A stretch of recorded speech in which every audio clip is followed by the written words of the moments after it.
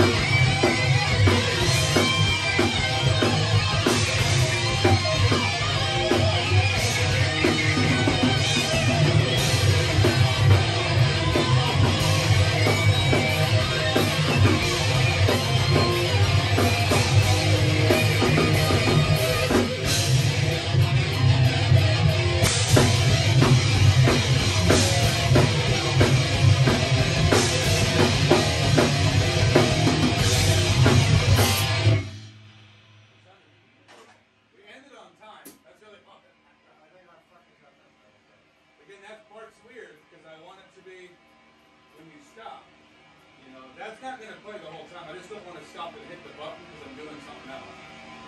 There's a counterpoint kind of melody there that goes over the eighth notes that are longer. That's why I kind of like it the way it is.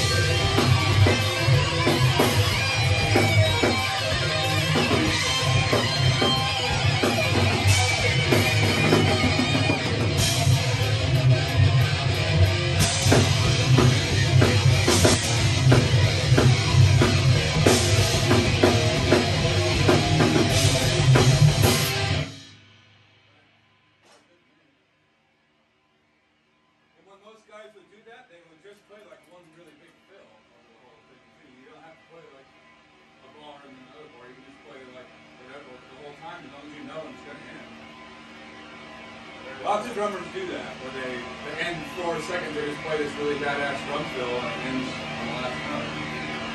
The big thing is you have to be listening to me and kind of knowing what you're going to do. My other drummer and me have that down where I'll be playing something and he won't even be like matching and playing along on a standard beat. They'll just end.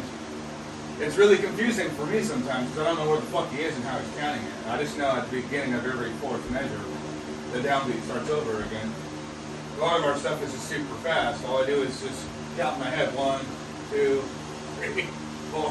I have to like subconsciously do that while we're playing, you know.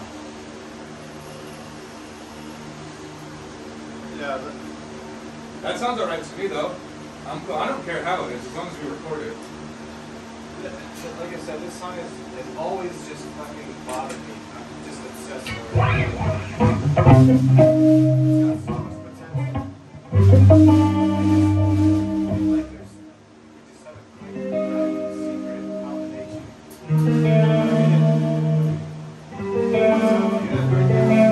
Just want it to sound great.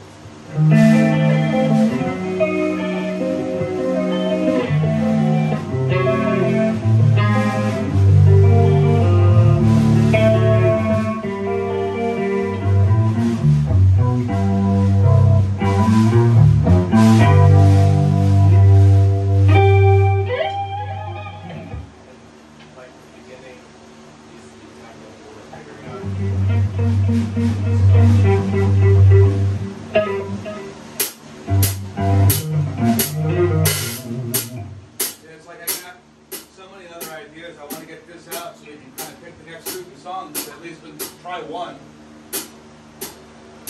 I would have liked to have seen more regiment up to, oh, we're going to record in 2 months. That was kind of like shitty.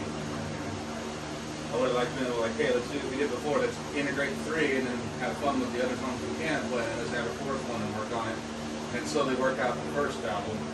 But we don't really have to rush ourselves. I hate being rushed on shit. So I don't know what I'm going to do for half the stuff. Like that might not even be the idea that I use. That's just the first thing that comes to mind to me. A lot of the licks kind of sound the same, but I want to have the melodies be different. If we can make them fade in and out, you won't really notice. You know, barely audible where those melodies are really quiet, and what we hear is the main rhythm track, and you and me and him and her. And then she has like some ooze parts. I want her to record first and say, how about you do the high and the low, and I do the middle with the guitar. Let's see what that fucking sounds like. How come we're not blending your voice with my guitar more often? We have essentially a second guitar player and her voice will set the stuff. And we're doing that in that ooze song. I have all, you know, it's like got 8 layers to it. We might as well make it really good if we can and show the musicianship that's there. It's like in our little interview thing, I try to make the songs atmospheric for her purposes, but also make it cool for me. I don't want to just play stuff that's going to make it easy for her. I want it to be cool for everybody. At first, I could tell you weren't a big fan of that Memories song, but if you really get into it, you can make that song a lot better. It's kind of cheesy without the right drum parts. A lot of these songs, I'm a standard rock guy, so I'm trying to steal from what I like from the 70s and 80s, but make it more modern. That one thing I have is like a Spanish acoustic thing, and it's not something we have to work on now, but it has this.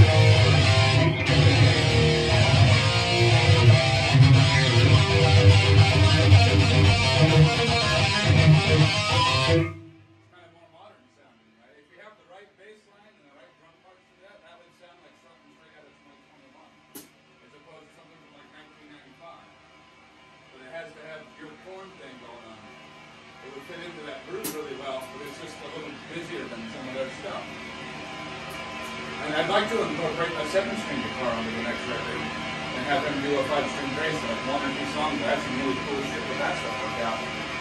You can do more structures like they do. They had lower tones. It's just really hard to do and switch between the two. For me, kind of one mode or the other. It's kind of how I feel about it.